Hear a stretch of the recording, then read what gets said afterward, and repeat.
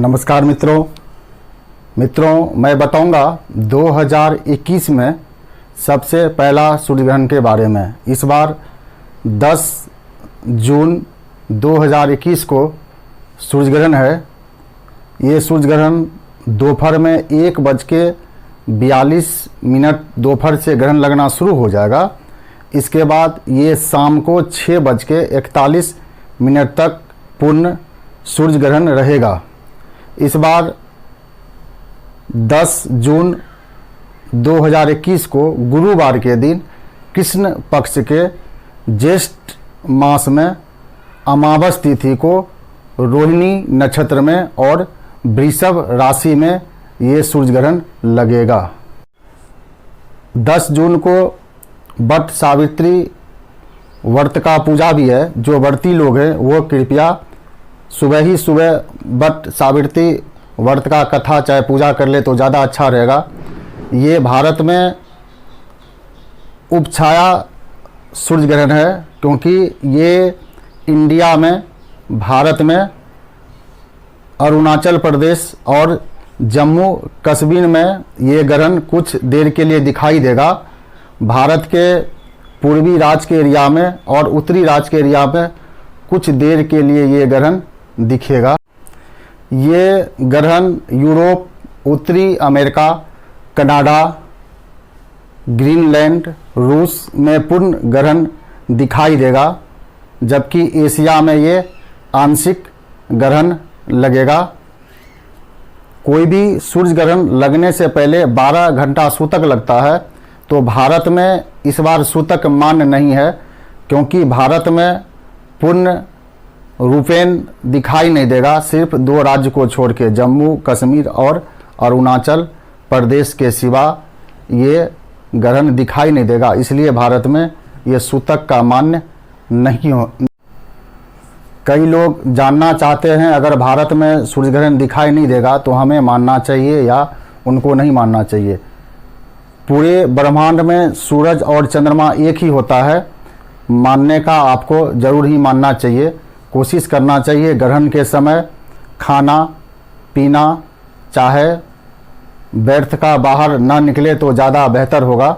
अगर आप ग्रहण से पहले खाने को बनाते हैं तो दूध हो चाहे खाना हो, उसमें तुलसी का पत्ता चाहे आप कूसा रख सकते हैं। इसके बाद ग्रहण के बाद आप उस खाना को खा सकते हैं। दूसरी जो गर्भवती महिलाएं होती है उनको खास करके ध्यान देना होता है। उनको पेट में अगर गेरू को लगा देते हैं तो ग्रहण का कोई नेगेटिव प्रभाव नहीं पड़ता है।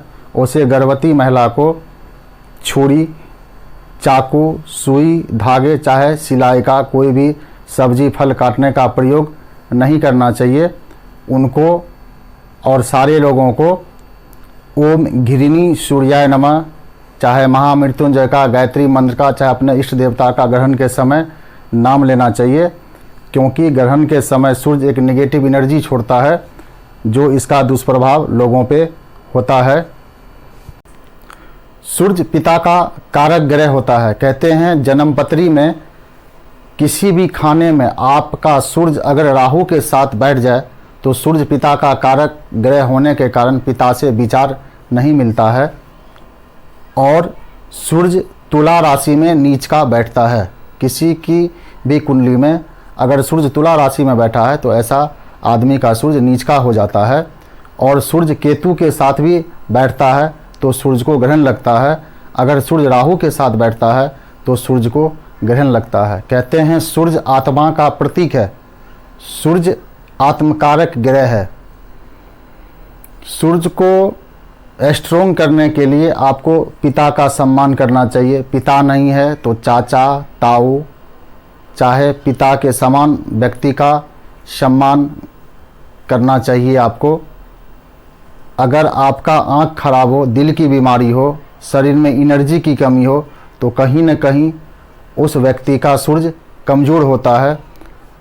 जिस आदमी को बार बार अपमान को झेलना पड़ता है, घर हो चाहे बाहर हो, बार बार उनका अगर अपमान होता है तो ऐसे जातक का सूर्य खराब होता है। कहते हैं राहु के साथ सूर्य बैठ जाए तो जहाँ से आदमी जन्म होता है, जहाँ पे, वहाँ से कोई उन्नति नहीं कर पाता है। कई लोग आप देखेंगे जो गांव से बाहर जाते हैं, अगर बाहर बस जाते हैं तो आदमी बहुत तरक्की करता है, मान सम्मान धन यश कीर्ति हर चीज़ कमाता है, लेकिन वही आदमी घर में तरक्की नहीं करता है। वह सूर्य के वजह से, क्योंकि सूर्य मान सम्मान और प्रतिष्ठा का कारक ग्रह होता है। सूर्य अगर खराब होता है तो दिल का भी बीमारी देता है। ऐसे जातक का आँख का रोशनी कमज़ोर होता है। ऐसे आदमी को आत्मविश्वास कम होता है लोगों पे, शरीर में एनर्जी नहीं मिल पाता है, आदमी बहुत जल्दी काम करने से थक जाता है, क्योंकि सूर्य ये रोग का कारक भी है, दिल का, आँखों का इसका कारक है। और जो आपको अपमान झेलना पड़ता है उसका भी सूर्य कारक होता है। भी पॉलिटिक्स वाले लोग होते हैं, नेता होते हैं, उनका सूर्य स्ट्रोंग होता है, इसी वजह से उनको मान सम्मान और ख्याति मिलता रहता है।